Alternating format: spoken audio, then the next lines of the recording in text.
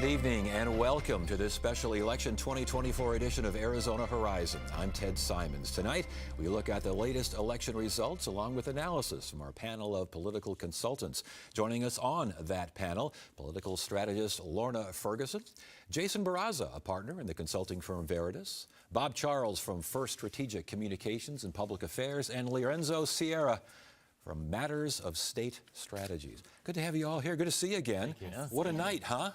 Yeah. Yes. Oh, yeah. Let's run through some of these things again here as we start with the presidential race. And again, it's a 50-50 split with 50%. Jason, we'll start with you. These are early, obviously. This is not a done deal yet, but what are you seeing here? We always have to have that disclaimer. Yes, it's we do. very early in the evening. There's still going to be a lot of votes. We could see this flip back and forth.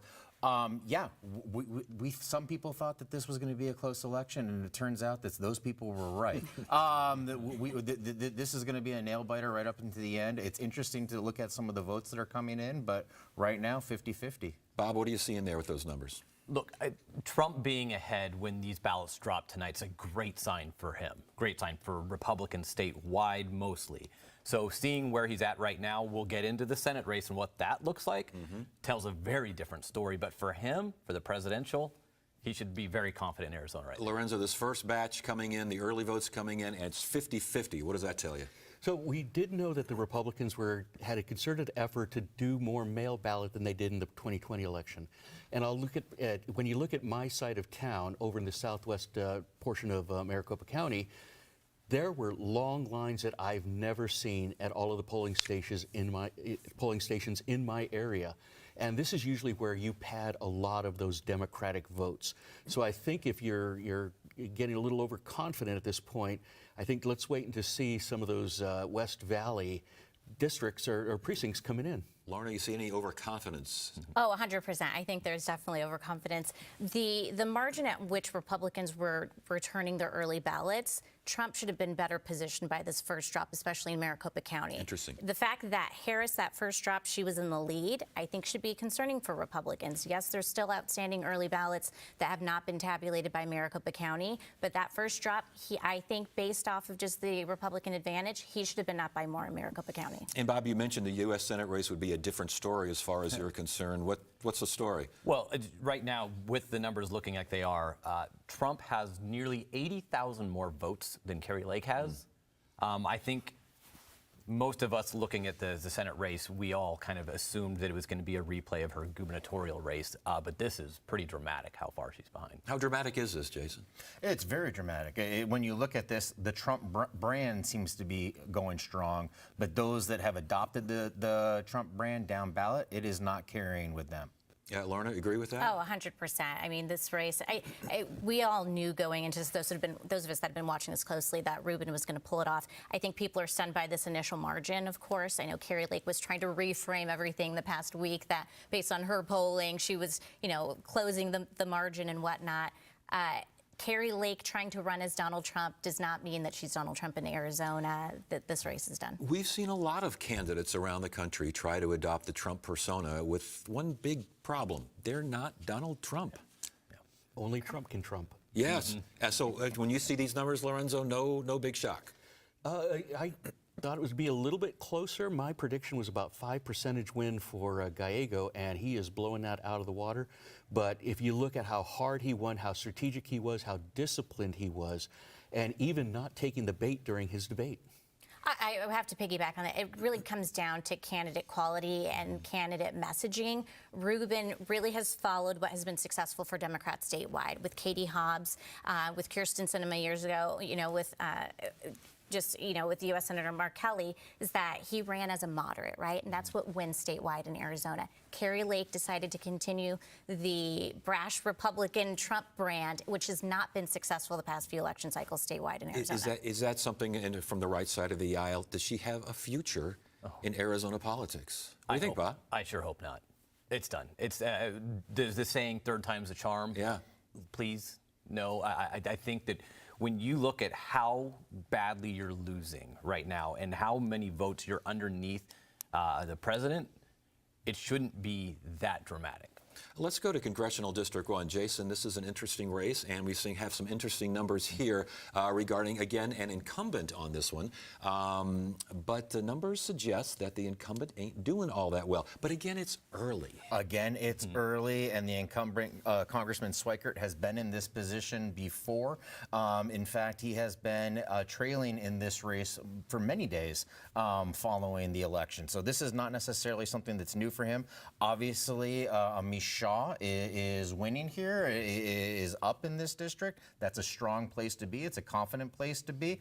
The question is how many ballots are still going to be left to count in that district, and then what kind of ballots are they? Lorenzo, as far as early and late, is in this particular race, how big a deal? It's a big deal, but again, I think you have to look at candidate quality. Nobody works harder than Amish Shaw in Arizona politics. When I saw him yesterday, he was nine doors short of 23,000 that he would have personally knocked. I've watched him hit those doors before. He is amazing, and he is thorough, professional. Nobody outworks him. What do you think, Lorna? Is Schweikert still in this thing, obviously? Oh, he's still in this thing. I mean, these are just the early ballots that have been tabulated in Maricopa County. We don't even have any Election Day polling results from Maricopa County yet. So that's, and obviously we've seen those numbers. Those are going to sway heavily Republican, the people who turned out today. I do think it's going to be close, but as Lorenzo mentioned, Schweikert's been in this position before. I think at the end of the day, has big name ID in that district, and he's going to end up being just fine. So, Bob, we're not going to know the results of this race until 2027. Potentially, but to your point, candidate quality, Dr. Shaw knocked on my door. He's knocked on my door, and he works harder than anybody. And Schweikert has been down before, but to a candidate of this quality, I don't know. All right, I want to get to so many more congressional races and propositions and legislative races, but right now I want to get down to the Maricopa County Tabulation and Election Center. That's where PBS NewsHour's Stephanie Sy joins us. And Stephanie, you had a very, very busy day. Let's talk about problems out there, anything you heard about as far as problems are concerned, and you talked to a lot of voters. What did you hear there? Well, I'll start by saying that it has been relatively chill. But when you talk to voters, they have big feelings, and some of them ended up tearing up when they recounted. For example, one woman I interviewed had a miscarriage 40 years ago, and she was talking about the importance of abortion in her vote and the importance of reproductive rights. And she said when she had that miscarriage, her life was threatened. They needed to do a DNC procedure, and she wonders whether that's going to be an option for women. She was a Harris voter. You spoke to a lot of voters that also said they cannot wait for this election to be over. There was a hairdresser I interviewed at the Indian Bend Wash location that said all year she's been hearing the different clients that come into her chair and get their haircut talk about their political opinions. You know how it is when you go to the hairdresser, it's like sidling up to a bartender, you just spill it all out. She has to stay silent. She's frustrated that she says everybody seems to be in their information bubbles. She voted today proudly, and then she said, I'm going to go home, I'm not going to turn on the TV, I'm not going to emerge for 3 days until I know the results, and I'll just be glad it's over. So I think there's a real sense among the voters I spoke to today of overwhelm. We've all gotten the door knocks, we've gotten the endless text messages, the calls, and all of the mail. And so there is a sense that Arizonans can't wait for this to be over, no matter what side they're on. I think there is also a palpable sense of wanting civility to return to the conversation. We all saw what happened here in the days following the 2020 election. There's court cases that continue. There are people that have been indicted and are going to trial. And what I noticed in this election cycle that was different than 2020 and 2022 was an attempt by voters on both sides to try to have more civil interactions with each other. And, you know, a lot of what that has amounted to is what I would call the shy voter on both sides. You know, people that don't want to advertise their political opinions readily because they don't know how much social capital they'll lose if they'll do that. So that's some of what I heard today. Yeah, and real quickly before you go, the process, did we see any jammed paper? Did we see any misplaced ballots or missized ballots, any of that nonsense? You know, there's always some discrepancies that you hear crop up. It's like Bill Gates, the supervisor of Maricopa County elections, said there is no perfect election. Now, in Maricopa County, they were able to keep everything running, and everything seemed to go very smoothly this time. They have new printers, they have a lot of new equipment, and they put a lot of resources into it. You've heard me talk about the problems at Apache County, and those are significant because, again, that is a sizable portion of the Native American vote in Arizona. It is on the Navajo Nation. We don't know how many voters were turned away. We don't know how many ended up not voting. We do know that there are very, very long lines ahead of the close of polls, which was extended to 9 p.m. in that county. So they still seem very eager to have their voices heard.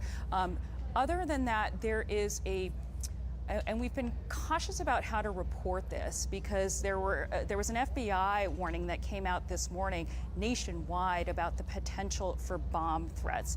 And so what we have heard from Arizona officials is areas of Arizona, areas of Maricopa County, even here at the elections office, they have had to, authorities have had to investigate bomb threats. We have not seen any additional activity here. There are certainly bomb sniffing dogs. This is a cordoned off area. There are sheriff's deputies everywhere. We've been told by the sheriff's office that this is a high threat environment this election, but nothing's happened. And so we've been careful about how to report that. And earlier today, Adrian Fontes, the Arizona Secretary of State, said that there hadn't really been any credible threats. And so far it has seemed relatively calm. All right. Thank you so much. And Stephanie, great work. Thank you so much for all your contributions today. We really appreciate it. Thank you. All right. All right, let's get to more congressional races. Jason, we'll start with you. CD2, this is the one where late polling suggested we might have a neck-and-neck race here. The results right now, the early results show not so neck-and-neck. Not so neck and neck, but if I'm correct in looking at some of the results, I don't know if Apache County has been brought in and is included in that, so that could affect this race. It could be a lot closer once we get those numbers come in. Of course, we heard about some of the problems that occurred up in Apache County, so how is that going to impact this race and the returns that we're seeing? Still a lot to determine here in this race. Anyone else with any idea? I mean, again, with that Apache County situation could play a factor, Lorenzo. Absolutely, and the Navajo Nation usually reports a lot later than most because there are some remote polling stations that have to bring their voting boxes in. So that's traditionally been the case. Still a shocker, Lorena, if Eli Crane does not win. Oh, yeah, I think that would be a shocker. I think at the end of the day, he's going to be fine. Will the margins, shift a little bit? Yes, as Apache County and other votes come in, but I think Eli Crane will be returning to the U.S. House of Representatives. Agreed. Yeah, okay. Let's go to Congressional District 3 if we can and get our results there. And that is no real surprise. That's a very easy win for Yasmin Ansari over Jeff Zink. Let's go to CD4, Congressional District 4.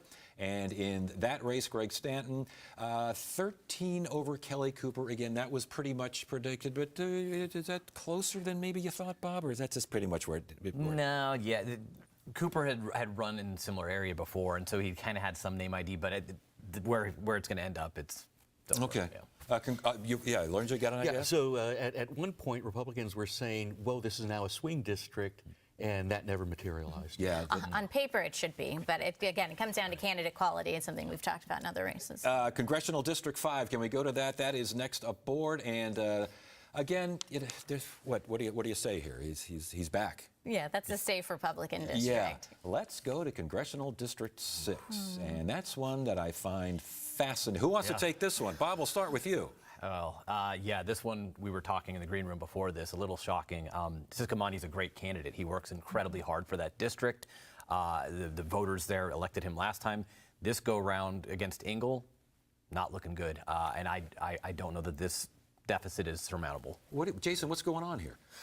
This one's a surprise to me as well. Especially not necessarily that Engel is ahead in this race, but the margin is so broad right now. I thought that this race would be a lot closer, and of course, again, it could still get a lot closer before this is all said and done.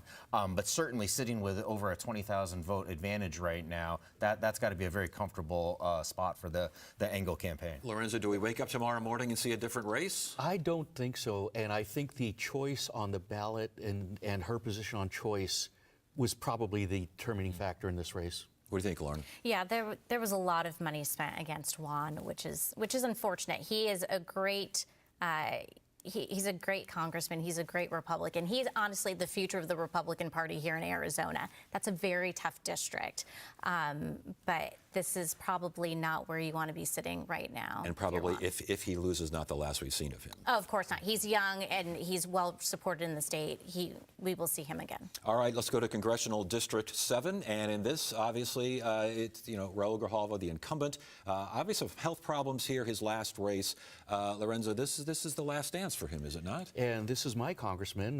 His district comes into Maricopa County, and he has said that this is his last rodeo. Yeah. And he has served our district well. He has served with honor, and he's been just instrumental on natural resources for so long.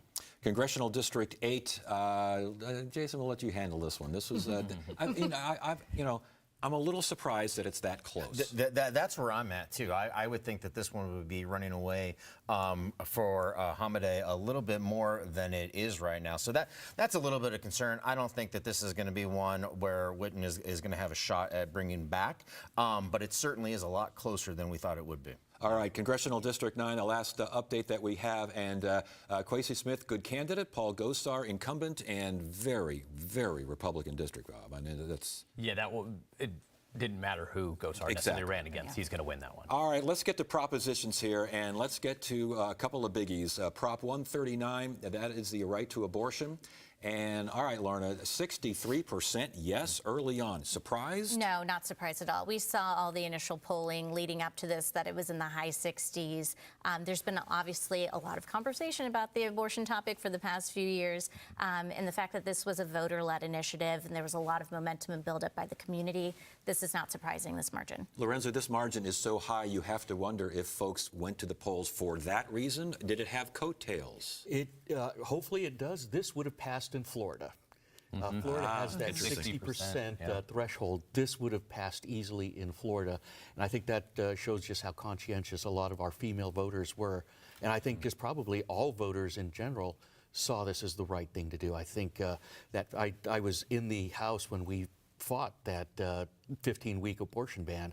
And I think this is an issue that is very well defined in terms of where the populace is, and you've got your Republican legislature that just is not in tune with that. And Jason, but again, is that margin so large that it also affects some of the other numbers that we have seen in some of the other races in the state? Absolutely. I think a large margin like that is an indicator that this was an issue that drove people to the polls. People wanted to come out to vote for this. This is why they showed up, and especially when we're talking about such long ballots in Maricopa County and elsewhere. Yeah, this was one of the issues that brought them out to cast their ballot today. You agree with that, Bob? Yeah, I'm trying to do the math in my head looking at the total votes right now, and it looks like far and away the #1 vote tally was Prop 139. Well, Bob, sticking with you, and don't do too much math here. Yeah. Because let's go to Prop 314. And Prop 314 is, of course, the criminal penalties for illegal immigration. And this one, Bob, we'll start with you.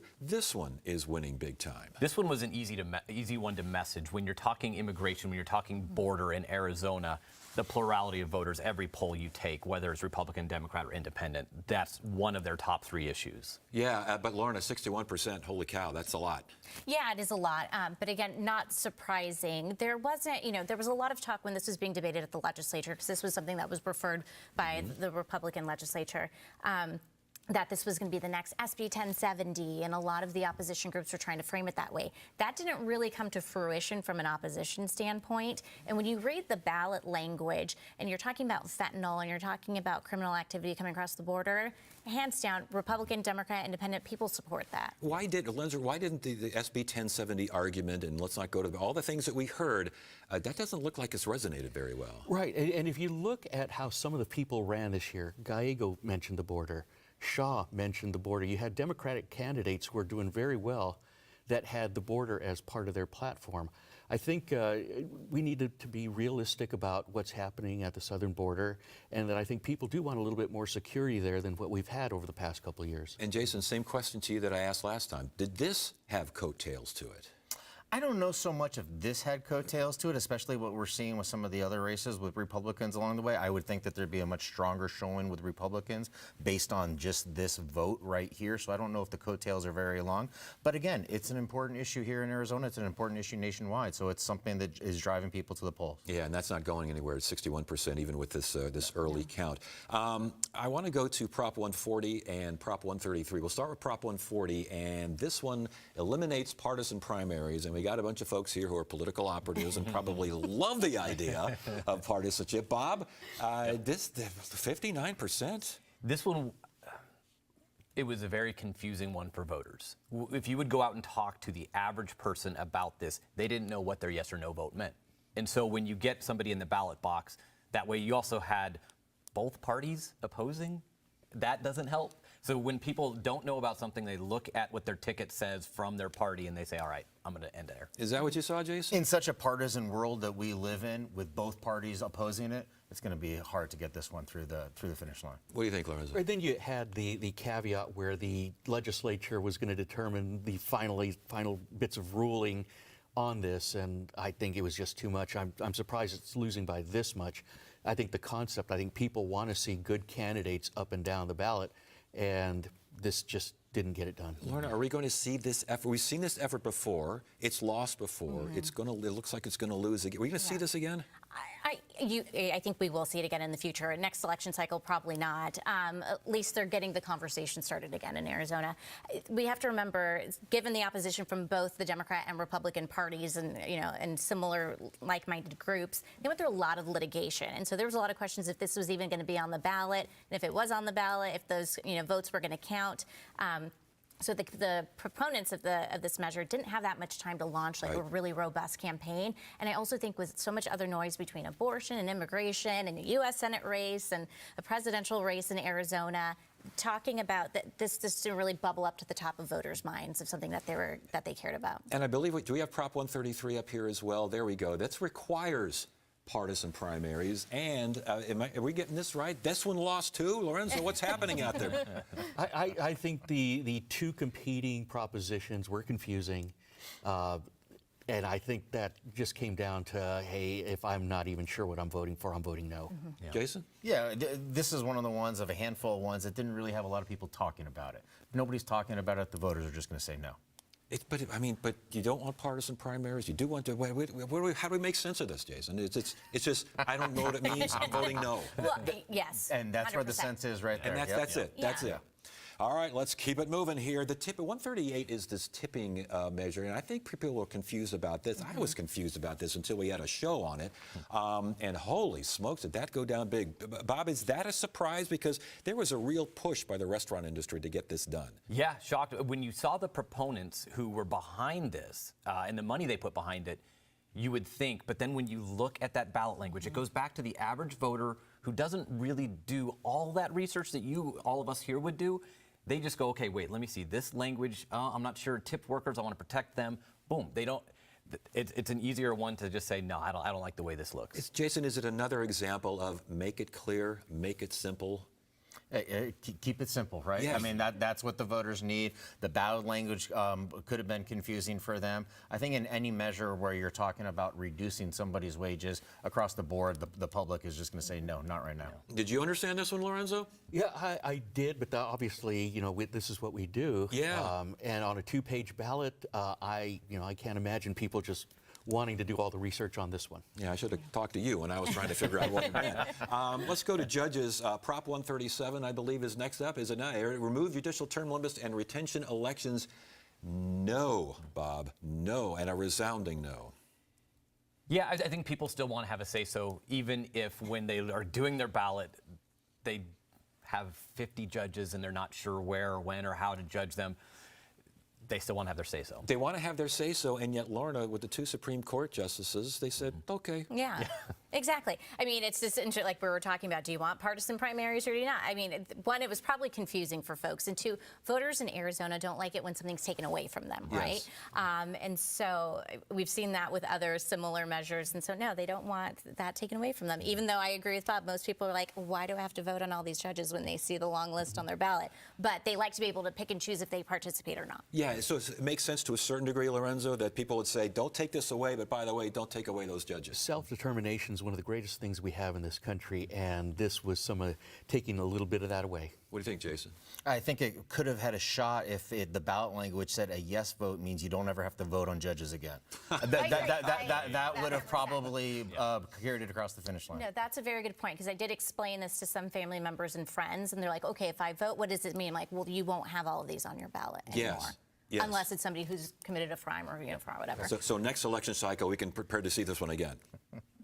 Probably not. Probably not. There's a backstory of why this one was on the ballot. Okay, all right. Yeah, So there's a big backstory, and that backstory continues there in the state Supreme Court. Corporation Commission race.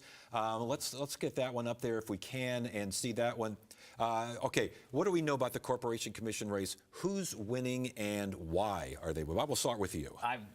I'll tell you why, and some people may not like to hear this. We're a Republican state. And so you've got 3 Republicans right now leading semi-fairly. And I think that this proves that out, because when you get down to Corporation Commission, again, the research that people do at that level, it's really difficult. It's difficult to find all the issues that pertain. They just are a voting party.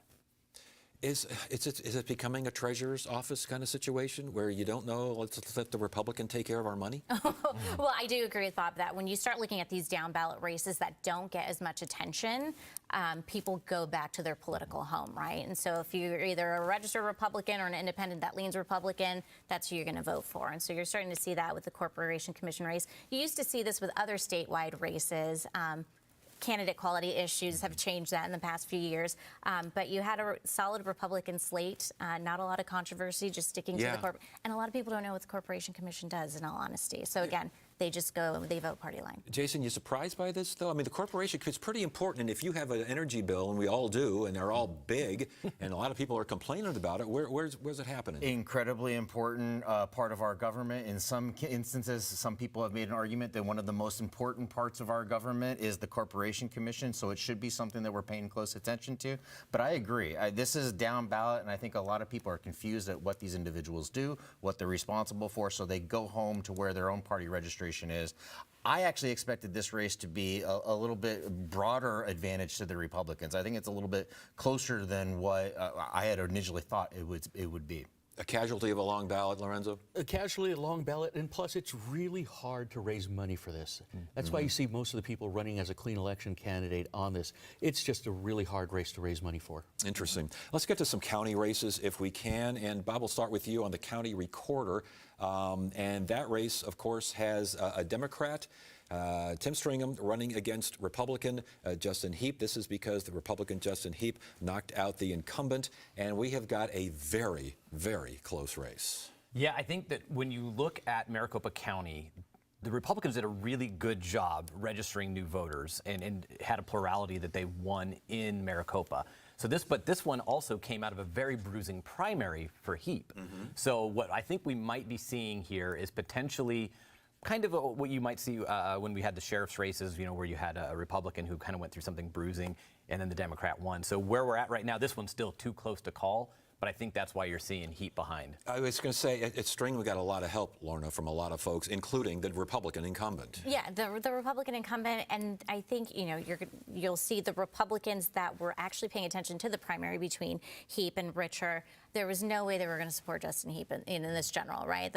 He was never going to be able to attract those voters just based off of election integrity issues and whatnot. Stringham didn't really have that much of a campaign, let's be honest. And so the conventional wisdom thought that Heap might be ahead by more. This is looking really good for Stringham and the Democrats, just based off of a lack of campaign from the Democrats. Interesting. Lorenzo, is it enough to say I'm not Justin Heap, I'm not a denier, I'm not MAGA? Is that enough to win a race? I believe so. If you look at the day after the primary, I looked and Stringham had 300 followers on Twitter. By the end of the day, I think he had 10 times that. Wow. I think folks just started sending him money, understanding what was at stake. Richard's very popular, even amongst Democrats. And when he lost that race, I think a lot of people came in and weren't expecting to really be playing in there, and all of a sudden sent him money, sent him support. Yeah, Jason, good campaign for Stringham, or good enough? Right now, it's a great campaign because he's up by 3,000 votes. He apparently did what he needed to do. No, I mean, it's a great place to be. This race is still too close to make a determination. But what is concerning to me, if I'm in the Heap camp, is we know there was over 100,000 more Republican ballots in Maricopa County that came in, early ballots that came in prior to the election day. And he's losing by 3,000 votes. That means there's a significant amount of those Republican ballots likely went for Stringham. Jason, we'll stick with you and get to the county sheriff's race. This is, of course, Jerry Sheridan, Tyler Camp, and this is close as well, but you got Sheridan with a slight lead. Is it enough of a lead? It could be. How are these votes going to turn out? How many early ballots are out there? How many ballots are coming in? The returns that we still need to see? Those are all going to be determining factors that are going to play out as the evening progresses and into tomorrow morning. This one is a little bit surprising to me with the history of Sheriff Joe Arpaio and Mr. Sheridan. It sounds like this was a storyline that didn't stick with the voters. Yeah, what do you make of this, Lorenzo? You know, I'm holding out hope that all of those voters I saw on my side of town, those Democratic voters, are going to come in big for Tyler Camp. Yeah, Lorna, I'm a little bit surprised, but then again, I'm not all that surprised. I'm not all that surprised. I mean, we go back and forth. I'm surprised. I'm not. I mean, I think Sheridan's going to be able to pull this one off. I think this goes back to, the Republicans did a good job of talking about Tyler Camp and his past misdoings and whatnot. And he also had a pretty bruising primary as well. So I think the Sheriff Joe Arpaio didn't really, backstory didn't really play an issue here. I think it's going to be Republicans, or again, the lead vote in Maricopa County, they're going to go home and vote for Sheridan on this one. Going to be Sheriff Sheridan there, Bob? I think so. Yeah. I would hesitate to put too much money on that bet, but I would. It's a pretty close race for a lot of money. But all right, let's go to county attorney. That is our next race. Rachel Mitchell, the incumbent, against Tamika Wooten, the Democrat. And Bob, that's probably enough. Do you think? You've heard the statement a few times: candidate quality tonight. Rachel Mitchell is a fantastic candidate. Maricopa County, she serves incredibly well. She does it in a way that doesn't really politicize the office. And I think when voters look at that, they go, okay, I can get behind a Rachel Mitchell, kind of like they got behind a Richer. So I think she's fine. You agree with that, Lorna? Yeah, I agree. She's done a phenomenal job as Maricopa County attorney. Again, not politicizing the office whatsoever. I know a number of Democrats that voted for her. And you didn't see the enthusiasm with Democrats with Tamika Wooten like you saw with Julie Gunnigal the past 2 election cycles, right? They put a lot of money and effort into those races and lost by a small margin. You did not see that in this race. Rachel Mitchell, great candidate, and this one's a win for her. Was there any surprise at all here, Lorenzo? There's no surprise. This race kind of went under the radar, and I think it was one of those things when you just go with what you know. Yeah, Jason? Not a lot of complaints about County Attorney Mitchell, so yeah, some controversies here and there, but not enough to take her out of office. Yeah. All right. Let's get to some legislative races. What do you say? And we'll start with Legislative District 2 in the Senate. Do we have? There we go, right there. And Schweibert and Bolick. Holy smokes! Who wants to take this one? Lorna, you look like you're ready to go. I think all of us at this table knew this was the race to watch. Everyone was talking about what's the makeup of the Arizona Senate going to be. Is it going to be a 15-15 split? Can Dems take over? This was one of the hot races people were looking at about switching those margins. I'm sure we're going to get to some of these other Senate races that have popped up. Not surprising that Schweibert is up with these early ballots that came in. it's looking good for her. But again, 2,000 votes in between, or I mean, we don't even have day of election votes yet. Still too early, but we all knew this one was going to be incredibly close. Bob, can day of make that much of a difference? I mean, the percentage is big, but the votes themselves not so much. Well, I think look at a couple things here. Kaiser won this district last go round by almost 3,000 votes. We added 2,400 Republicans to this district. Dems only added 68. You had some independents in there, but that they lost 103.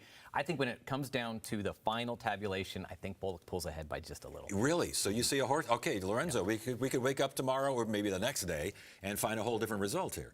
Schwiebert has worked very hard. She's been at this since the end of the last cycle. So she's been running for this race for quite a bit of time.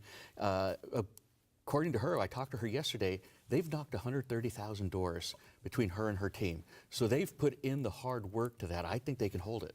That door knocking going to make a difference, Jason? I think the door knocking always makes a difference. I think working the district hard the way that Representative Schwiebert has could be the determining factor that keeps her in the lead in this race. But we've had one prediction that Schwiebert doesn't win when all is said and done. You buying that? I'm not there yet. I think with this lead, it's closer than I would like for me to be comfortable right now, but I'm happy with what I'm seeing. Let's stick with the Senate and go to Legislative District 4. And in this one, Christine Marsh, what do we make of this one, Jason? Start with you. Much like the Senate race in 2, this one, what gives me a little bit of comfort is I heard a lot of talk from Republican pundits coming into this race that this one was going to be a runaway for the Republicans in this race. Seeing Marsh come forward with almost a 4,000 vote lead here, that's a positive showing right out of the door. Does it surprise you, Bob? You see that kind of a lead? No, not in this one. And Marsh already, she's had the seat, so she's the incumbent. She's got that going for her. I don't think Warner pulls this one off, but it's a district that has the numbers look a lot better for Republicans than it did in the past, but I still think Marsh holds. Well, you're going to do another one of your, when all said and done, we're going to see a flip here? Not on this Not on this one. Okay, Lorna, what about you? I agree. It's not going to flip. I think Christine Marsh is going to be just fine. Again, name ID in the district. I know there was a lot of money spent on both sides to protect this seat, but Christine Marsh is going to be okay. I was going to say Democrats needed this seat, didn't they? Yeah, and I think one of the things we're going to look back at this election, and you're saying, where's Katie Hobbs been? This is where Katie Hobbs has been. She has put so much effort into these legislative races, and at least tonight, it's bearing fruit. Interesting. Let's go to Legislative District 13, the Senate race there. And if we can pop that one up, there we go. J.D. Mesnard, very familiar name, obviously a veteran at the Capitol. He's winning, Bob, but he's not winning by much. He's going to continue to pull away. You think so? Oh, yeah. Okay. No question. So what do you think, Lorna? I mean, just... No, I agree. JD's been in this situation many times, unfortunately. That is a shifting district. I mean, a few election cycles, he had, what, $1 million spent against him in that race, and he still pulled it off. I agree with Bob. As we get more results, he's going to increase that lead. So, Jason, this is as close as this race is going to be? Yeah, I think he's got 1,000 vote lead here, and that's wonderful. It's probably not where he wants to be. He'd like to see that doubled or tripled by tomorrow morning. And the reality is that could actually probably happen for him. Was there a reality of Democrats taking this seat? We could always hope. And I think as you look at those tech workers that are in that area, I think that's going to shift more and more blue over the next couple of cycles. What about the House there in that particular district? And in the House, it looks like, and this is the Jennifer Pollock district, you can see that the as far as I can see, it looks like our Democrat is still up there, but the between the three folks, it is very, very tight. Okay, Legislative District 13, the House. What are you seeing, Bob? Willoughby Winninger? They're going to pull that one out. Okay. I think they're going to overcome the small deficit they have. Lorna? This is where I'm going to agree with my colleague, Bob. I think maybe Winninger pulls it off for Republican. I still think it stays a split between a Democrat and Republican in that district. And Jason? I'm happy with where Reese is right now. I don't think it's going to hold, though. These are two strong Republican candidates in a district that can overcome that lead. Jason, sticking with you, Legislative District 17, the state Senate. Vince Leach, familiar. We can go back, I think, to the Senate. Let's go to the. Well, we can go to the House. If they want to go to the House, we'll go to the House here for Legislative District 17. What do we make of this, Jason? It's interesting right now that we're seeing Volk with such a lead within this race. What I'm questioning and what I want to explore a little bit more is where's the vote from Pinal County? I think that there's a significant chunk that could still come into this race from Pinal County, and that's going to be skewed heavily towards the Republican. Lorenzo, that's a big lead. That is a very big lead, but again, this is someone who also worked very, very hard. I mean, every time I looked, he was at another county fair, he was at a parade. He was doing all the retail things you really want to do to win a district like that. Lorna, is that kind of a margin in that kind of a race? Well, you know, we don't have all that many precincts reporting here, as I mentioned, Pinal County. What do you think? I think as we start seeing more out of Pinal County and the actual election day votes, that's going to go Republican. You think so? Yes, I do. I know some of my folks will hope that it doesn't, but I do think as you start seeing stuff out of Pinal County, that will go Republican. What do you think, Bob? For the Senate race, I had it predicted that Leach would be down when we had these early drops. I didn't have him down this much. Okay, let's go to that. Just to be clear, my comment was about the House race, not Vince Leach. Just to be clear. The House race, the Democrats pick up a seat for sure. You think so? Oh, for sure. Okay, now let's get to the Senate race and Vince Leach and John McClain. Bob, you say this is a bit of a surprise for you. This one was a little bit of a shock. What we're seeing is that Democrats in the southern part of the state seem to have, whether it's around Sisquamani and the outreach that they had there, they're performing exceptionally better than they are in the rest part of the state. And so I think that Leach, after a bruising primary as well, is kind of a victim of that. Jason, that bruising primary, did that leave some marks? I think voters get tired of it. I think after a time when the candidates are just beating themselves up, voters get tired of it. And that might be what we're seeing in District 17 here, where they just got tired of the bickering between one political party. What do you think? I've got to agree, and I'm with Bob. I didn't think it'd be by this much, and could be insurmountable. Could it? I mean, Lorna, is that insurmountable?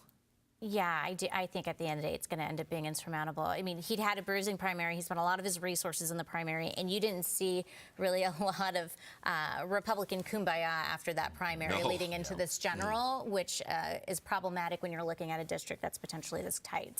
So basically, those things do hold over. A primary like that leaves a bad taste in a lot of folks' mouth. Yeah, definitely, especially when your opponent is still, opposing you in the general and has a following. That's problematic. Legislative District 2, do we have LD2, the House race there? Can we call that one up if we can? And there we go. And Jason, we'll start with you. Again, we've got a Democrat in the lead there. Does a Democrat keep the lead?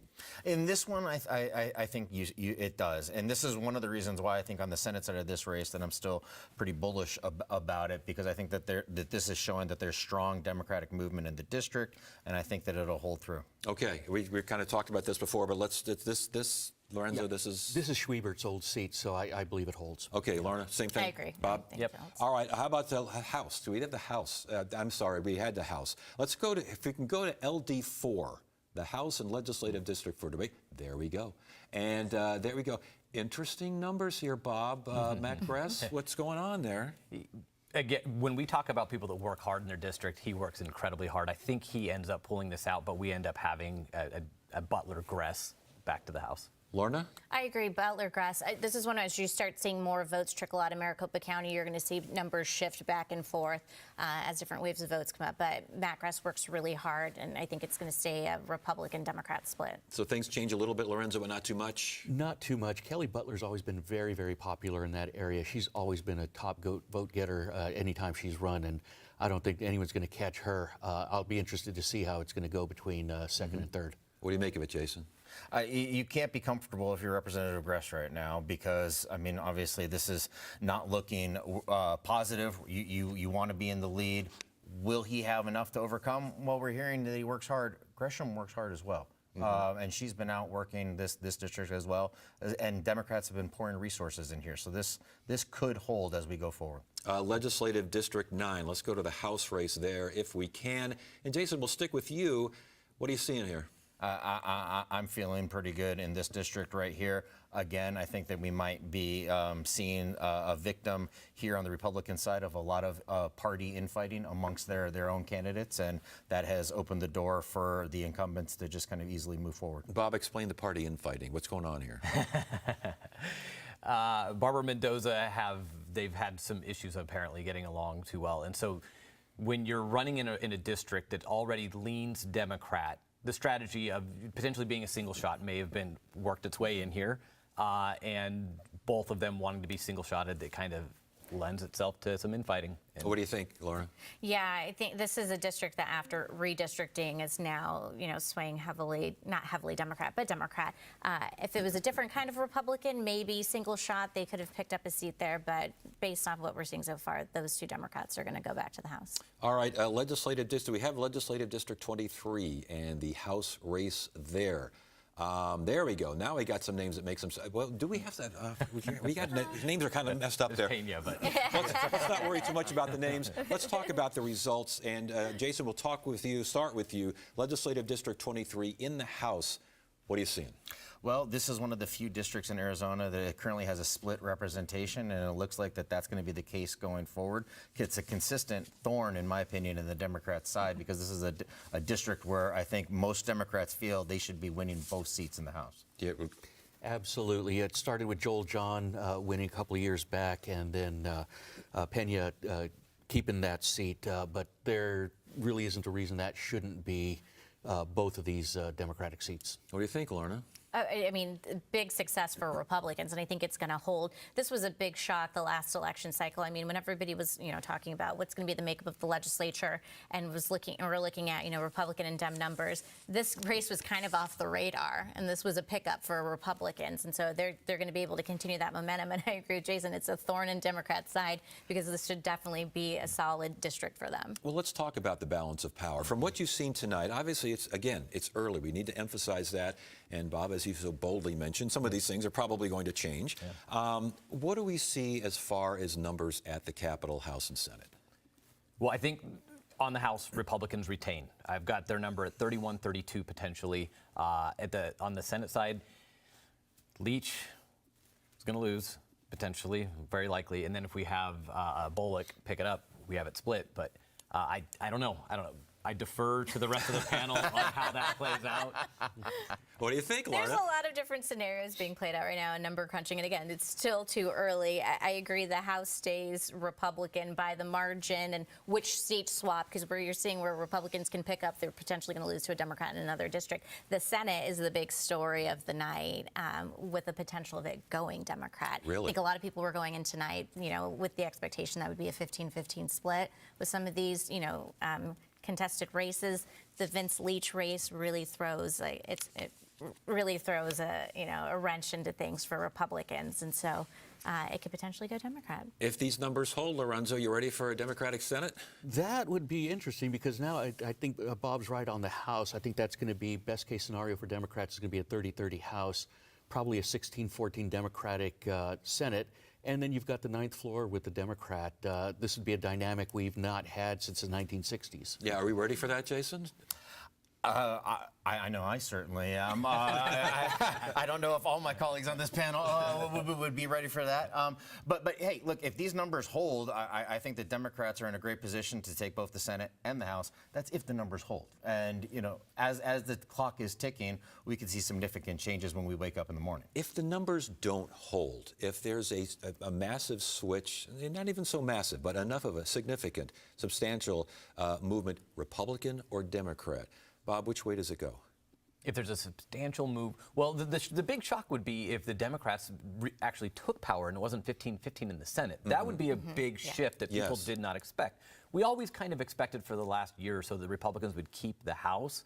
So that's not the big one. It's whatever happens with Bullock and Leach. Yeah, is this the kind of thing where the governor's efforts to get, as mentioned earlier on this panel, showing some results? Oh, definitely. I mean, she really went out on a ledge, but with her position about how upfront she's been about wanting to change some of the makeup of the legislature. And so a lot of credit to her and the groups that have been backing the Democrats.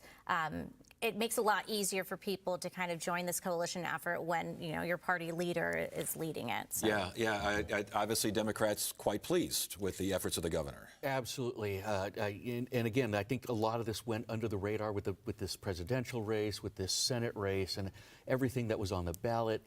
I think the governor was able to really, do this under the radar, do it effectively. Jason, let's go out on a little bit of a limb here. Let's say the Senate goes ahead Democratic. You got a split House, split the legislature there with a Democratic governor. What does that mean? What happens? What gets accomplished? What doesn't get accomplished? It means there's probably very little that gets accomplished. Yeah. I mean, right now, it's very difficult to move things out of our state capitol and in the legislature because anything that comes through the Republican majority meets the Democratic governor on the ninth floor.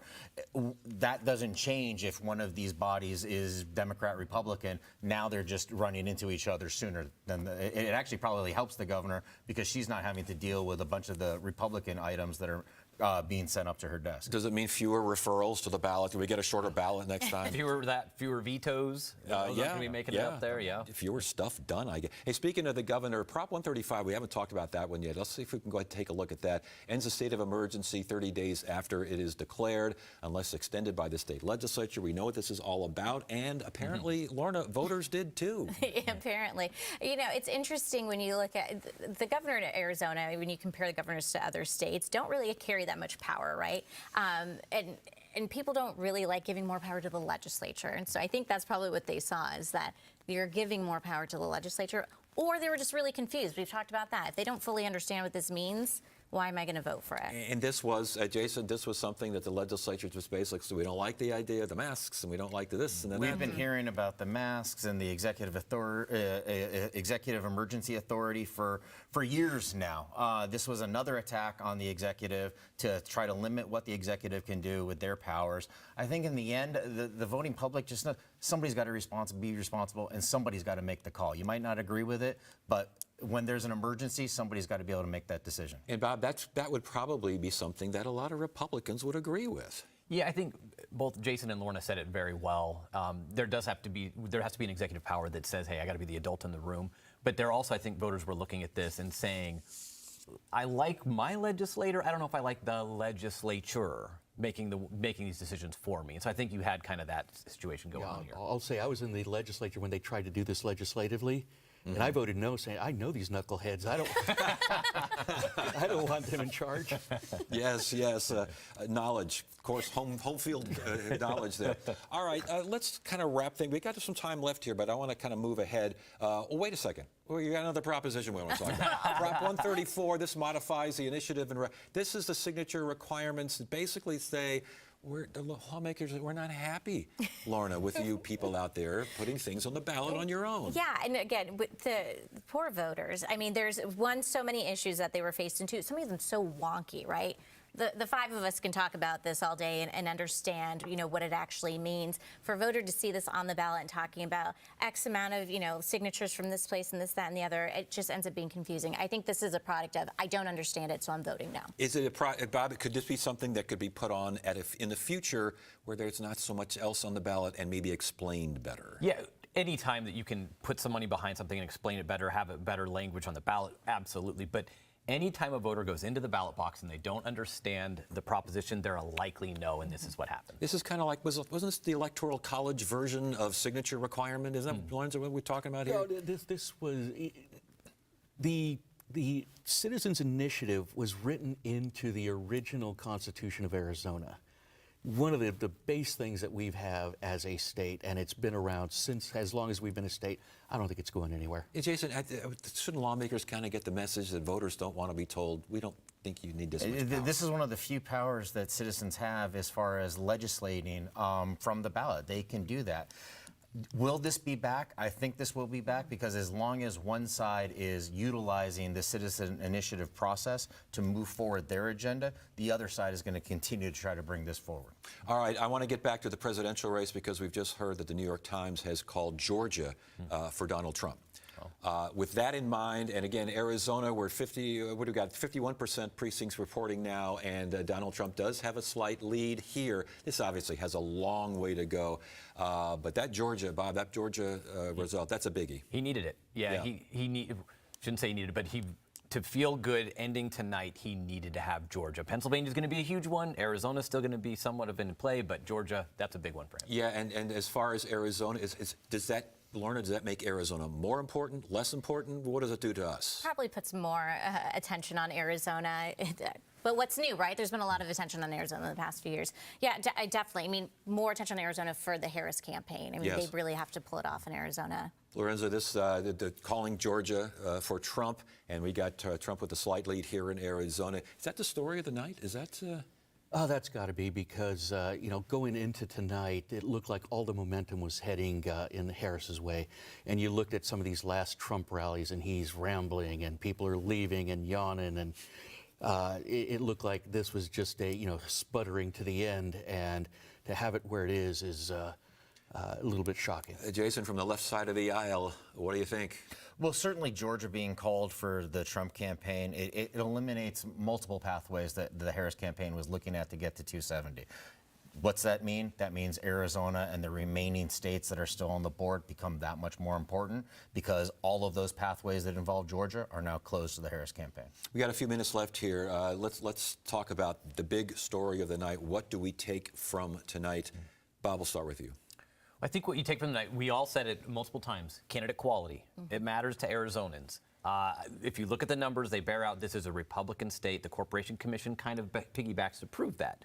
So now if Republicans can get behind quality candidates going forward, they stand a good chance. But the Democrats, what they've done, especially in southern Arizona, is they've created now a massive barrier that already existed, but it's a lot stronger than it was. So it's interesting to see going forward, congressional, Senate, all that, the state. If the legislature becomes a battleground, that's going to be very fun to watch. Jason, what do we take from tonight? I'm taking away that Trump right now is an entity to himself. He is controlling voters. We're seeing voters right now that are voting for Donald Trump and Ruben Gallego. And that says to me that Donald Trump has made his brand, has sold his brand, and that right now the American people are buying it. Lorenzo, not only Donald Trump and Ruben Gallego, but abortion rights and immigration enforcement. Yeah, absolutely. So it's been all over the place. And right now I'm feeling like America's saying, mess around, find out. Thank you for cleaning that up for us. We appreciate that. Lorna, the big story, what do you take from tonight? And obviously, it's early. We need to emphasize that. Definitely but so early. far, what are you taking? I take the Arizona voter, whether you're Republican, Independent, Democrat, is very independent-minded, right? And so I think the traditional norms of my Democrats are going to vote this way, my Republicans are going to vote that way, is out the window, especially in Maricopa County these days, based on what we're seeing, these fluctuations on issues and individuals. And that's even more important why candidates need to run their own race and not depend on who's at the top of the ticket. They need to focus on themselves and their local race if they want to be successful. That's a lesson learned then tonight? Yes. As far as the election. All right, panel, thank you so much. We went through quite a lot of races, quite a lot of names, quite a lot of things. And if it all is upended tomorrow morning, well, we're going to talk about it tomorrow night on Arizona Horizon because we will have an election update with the latest numbers. That is it for now. Thank you so much for joining us. You have a great evening.